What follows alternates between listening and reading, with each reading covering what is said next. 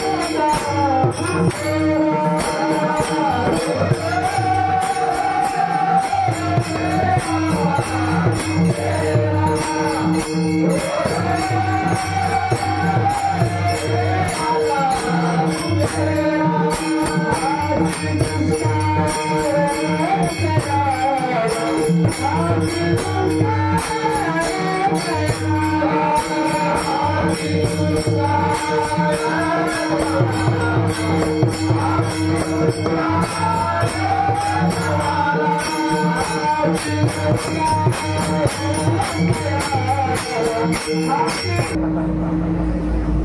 आपली घरात राहो आणि त्या कोपऱ्यातून देव आवाज देवा बाई चहा घेऊन या म्हणा कसं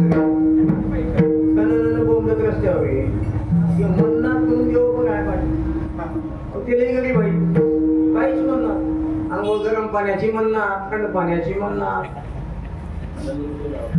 काही इथं लावला काय इथं लावला काय इथं लावला का तिचा काय म्हणतात ते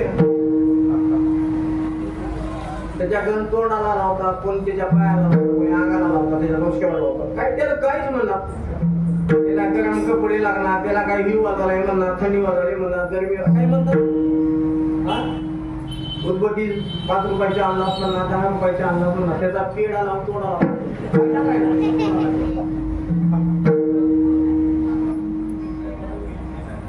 असली अवस्था ते देव म्हणणार बरोबर आहे एवढं काहीच लागणार तुमचं फक्त भाव लागते तुमच्या मनातला एकच भाव